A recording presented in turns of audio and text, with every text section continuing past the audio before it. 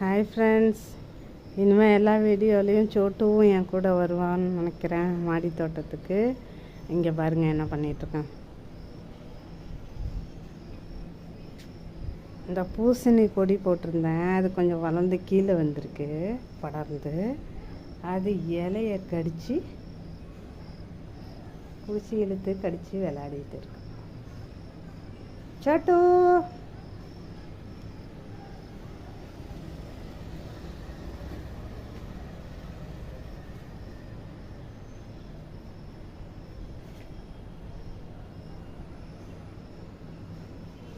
தக்காளி செடியை அது பேக்கில் வச்சுருக்கேன். அதை போய் என்னதுரா இருக்குதுன்னு பார்த்துட்டு வரான் என்கிட்ட. சோட்டோ